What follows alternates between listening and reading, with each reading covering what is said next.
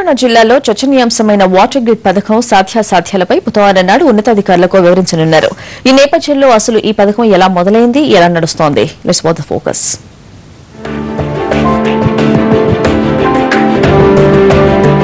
సిద్దిపేట మెదక్ జిల్లాలో విద్య, వాణిజ్య, వ్యాపార, సాంస్కృతిక రంగాల్లో ముందున్న పట్టణం. అంగట్లో అన్ని ఉన్నా అల్లుడి నోట్లో శనుంది అన్నట్లు సిద్దిపేట పట్టణం తాగునీటికి కటకట్లాడేది. ఇక్కడ నుంచి ప్రాతినిధ్యం వహించిన మాజీ ఎమ్మెల్యే మదన్ మోహన్ చేసిన ప్రయత్నాలు తాత్కాలిక ఉపశమనమిచ్చాయే తప్ప సమస్య పూర్తిగా పరిష్కరించలేకపోయారు. ముఖ్యమంత్రి కేసీఆర్ సిద్దిపేట ఎమ్మెల్యేగా ఉన్న సమయంలో పట్టణ దాహార్తి తీర్చడానికి ప్రయత్నించారు. కేంద్రం ఇచ్చిన 60 కోట్ల రూపాయలతో తాగునీటి పథకం రూపకల్పన జరిగింది. 1997లో ప్రతిపాదనలు సిద్దం చేసి పంపించాక నిధులు మంజూరై పథకం ప్రారంభం కావడానికి 3 సంవత్సరాలు పట్టింది.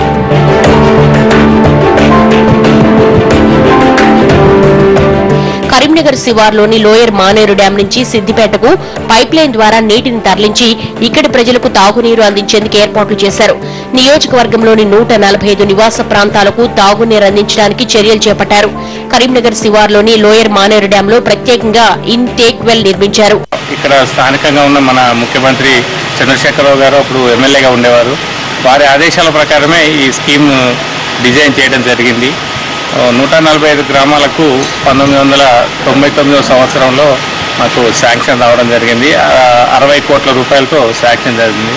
సో ఈ స్కీమ్నంతాను ఆర్డబ్ల్యూఎస్ డిపార్ట్మెంట్ ద్వారా టేకప్ చేసి 2000 సంవత్సరంలో పూర్తి చేసి 145 గ్రామాలకు, ముందైతే డిజైన్ చేసుకున్న 145 గ్రామాలకు నీళ్లు ఇవ్వడం జరుగుతుంది. లోయర్ మానేరు డ్యాం వద్ద గుట్టపైన నిర్మించిన ట్యాంకులోకి నీటిని పంప్ చేసి అక్కడి నుంచి 700 మిల్లీమీటర్ల సైజున్న పైపులతో సిద్దిపేట వరకు నీటిని తరలిస్తున్నారు. సిద్దిపేట బెడ్లలో మానేరు నీటిని శుద్ది చేసి నియోజకవర్గంలోని సిద్దిపేట, చిన్న కోడూరు, సిద్దిపేట మండలం ఈర్కోడు గుట్టపైన ఉన్న ఓవర్ హెడ్ ట్యాంకు నీటిని పంపి అక్కడి నుంచి సిద్దిపేట మండలంలోని 60 గ్రామాలకు నీటిని పంపిస్తున్నారు.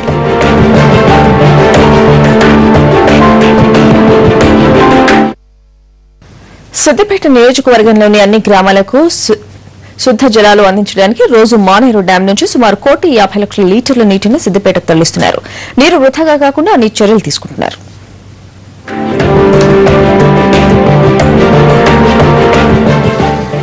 మానేరు డ్యాం నుంచి వస్తున్న నీటిని వృథా కానీయకుండా చెరువులోకి మళ్లించడంతో ఈ చెరువు నీటితో కళకళ్లాడుతోంది. కోమటి చెరువులో నీళ్లుంటే పట్టణంలో గ్రౌండ్ వాటర్ లెవెల్ పెరుగుతుంది అన్న ఉద్దేశంతో కేసీఆర్ అప్పట్లోనే ఆ విధంగా ఏర్పాటు చేయించారు. లోయర్ మానేరు డ్యాం నుంచి నీటిని తరలించడానికి విద్యుత్ ఖర్చులు భారీగానే అవుతున్నాయి. డ్యాం వద్ద 450 హార్స్ పవర్ల సామర్థ్యమున్న 3 మోటార్లు బిగించారు. ఒకటి రిజర్వుగా ఉంచి మిగతా 2 రోజు నీటిని పంపింగ్ చేస్తున్నారు. అనంతసాగర్ వద్ద 400 హార్స్ పవర్ ఉన్న 2 మోటార్లుండగా ఒకదానితో నీటిని సిద్దిపేట వరకు తరలిస్తున్నారు. సిద్దిపేట ఫిల్టర్ బెడ్ల వద్ద 250 హార్స్ పవర్ సామర్థ్యమున్న 2 మోటార్లున్నాయి. ఒక మోటారుతో సిద్దిపేట మండలానికి రోజు నీటిని తరలిస్తున్నారు. కేసీఆర్ అప్పుడు ఎమ్మెల్యేగా ఉన్నప్పుడు ఈ ప్లాంట్ అప్పుడు పెట్టిండు. ఇప్పుడు ప్రజలకు చాలా ఉపయోగపడుతుంది. ఈ స్కీము వేరే పట్టణాల్లో పెడితే చాలా ఉపయోగపడుతుంది. చాలా మందికి ఇక్కడ నుంచి నీళ్ళు తీసుకుపోవడం జరుగుతుంది. వేరే వాళ్ళకు కూడా చాలా ఉపయోగపడుతుంది. సిద్దిపేట నియోజకవర్గంలో నీటి పంపిణీకి సంవత్సరానికి 5.50 కోట్లు ఖర్చవుతోంది. సిద్దిపేట నియోజకవర్గ తాగునీటి పథకం ద్వారా రోజు కొన్ని లక్షల మంది దాహార్తి తీరుతోంది. కరీంనగర్ జిల్లా పరిధిలోని లోయర్ మానేరు డ్యాం నీటిని సిద్దిపేటకు తరలించేందుకు పైప్ లైన్లు వేస్తుండగా దారిలో ఆయా గ్రామాల ప్రజల నుంచి నిరసన వ్యక్తమైంది. వాటన్నిటినీ అధిగమించడానికి కేసీఆర్ అక్కడి వారితో ఎన్నో దఫాలుగా చర్చించారు. ఎక్కడా విద్యుత్ సమస్య తలెత్తకుండా ఉండడానికి ఈ పథకం కోసమే ప్రత్యేకించి విద్యుత్ వ్యవస్థను ఏర్పాటు చేయించారు. 2000 సంవత్సరంలో ఈ పథకం పూర్తయి అందుబాటులోకి వచ్చింది. ప్రస్తుతం ఈ పథకం ద్వారా నియోజకవర్గంలోని 1,00,000 మంది తమ తాగునీటి అవసరాలే కాక మిగతా నీటి సమస్య తీర్చుకుంటున్నారు. ఇప్పటికే చాలా మంది దీంతో లబ్ధి పొందుతారు.